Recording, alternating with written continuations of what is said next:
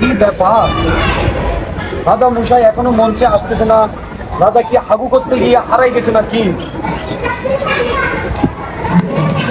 হুশিয়ার, সাবধান, রাজা মিনারুল হাজির। ওই গো তুমি কেন করো নারাও, তুমি কি রাগ করেছো?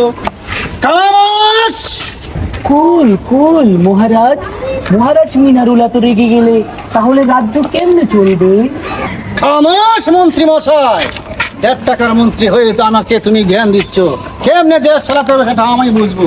তোমার কথা ধরে যা শুনে যে আমার মুখে ধরে গেছে। মহারাজ আপাতত মুতাটা অফ রাখেন, কারণ এই রাজ্যে মুতা নিষেধ। খামোশ বেয়াদব মন্ত্রী, আমি আমার রাজ্যকে মতি বেশি দিব, তাকে তোর ছয় দিতে হবে। রাজ্যের কি অবস্থা? এই রাজা মশাই আর মনে হয় মুতা হবে না। রাজ্যে এমন একটা ভাইরাস আছে যা সবাই নুনু কেটে নিয়ে যাচ্ছে। মন্ত্রী, আমি তো গলা কাটার কথা শুনেছি, করোনা ভাইরাসের কথা শুনেছি, কিন্তু নুনু কাটার কথা, ভাইরাসের কথা তো আমি শুনিনি। এর কি কোনো প্রতিকার আছে? মহারাজ এই ভাইরাসের তো কোনো প্রতিকার দেখছি না, কিন্তু বয়ে জামাইয়ের নুনু কেটে নিয়ে যাচ্ছে। বলছো মন্ত্রী? শুধু তাই নয় মহারাজ, শুনছি বয়ে জামায় নুনু কেটে নিয়ে হাতে নিয়ে টিকটক ভিডিও বানাচ্ছে। না না না, আমার রাজ্যের সাধারণ মানুষের নুনু যদি নিরাপদে না থাকে, তাহলে আমি রাজা মিনারুলের নুনু তো নিরাপদে নয়। কিন্তু রানীমা দেখছি একটা হাতে কি তুলি নিয়ে ঘুরছে, আমার তো সে দেখে সন্দেহ লেগেছে। মন্ত্রী মশাই, না রাজা মশাই, রানীমা তো আপেল কাটার জন্য ছুরি নিয়েছে। না না মন্ত্রী মশাই, তোমার রানীমা তো আপেল খাওয়ার জন্য চুরি নেয় না। তোমার রানীমা কিন্তু অনেক রাজি। আমার মনে হয় সন্দেহ হচ্ছে যে আমার রানীমা মনে হয় আমার নুনু কাটার ষড়যন্ত্র করছে।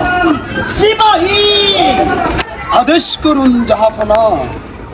সিপাহী, তোমার নুনু কি হাল? আপাতত ঠিক আছে জাহাপনা, তবে আপনার কথা শুনে আমার তো বল হচ্ছে। তো তোমাদের নুনু তো ঠিক আছে, কিন্তু এখন রাজ্যে যে হাল, এইভাবে নুনু কাটে নিলে চলবে কেমনে দিনকাল? সিপাহী, এর কি কোনো প্রতিকার আছে? আছে রাজা মশাই, ছোট ছোট তালা কিনে সবার নুনুতে একটা একটা করে মেরে দেন। তাহলে আমারও একটা কথা শোনো, আমার জন্য একটা 30 থেকে 40 কেজি তালা কিনে আনবি। আমার নুনুতে তালা মারতে হবে, নইলে আমার নুনুতে সুরক্ষা নেই। যেভাবে নুনু কাটা চলছে, আমার নুনু একদিন কেটে নিয়ে দেবে। কিন্তু না না, এভাবে দেশ চলতে পারে না। নুনু যদি না থাকে তাহলে আমার জীবনের কোনো অস্তিত্ব থাকবে না। আমি এইরকম চাই না, চাই না, চাই না। রাজা মশাই, আপনার যদি 20 থেকে 30 কেজি ওজনের যদি তালা আপনার নুনুতে ঝুলিয়ে দেওয়া হয়, তাহলে তো আপনার নুনু ছিঁড়ে পড়ে যাবে। তবু আমার নুনু সুরক্ষিত থাকবে মন্ত্রী মশাই। না না না না রাজা মশাই, আমি আপনাকে একটা উপায় বলি, আপনি আমার কথা আগে শুনেন। আপনি আমাদেরকে আদেশ করুন, আমরা ডোল ফিটে বলে দিই সারা রাজ্যে যে কারো ঘরে কোনো বউ থাকতে পারবে না। তাহলে যদি সে কাজ ভালো হয় তুমি তাই করো মন্ত্রী। আমি এই দেশের মানুষের নুনু সুরক্ষা দেখতে চাই মন্ত্রী। আজ্ঞা যাহাবো না, আমি যাচ্ছি তাহলে সিপাহীদেরকে নিয়ে।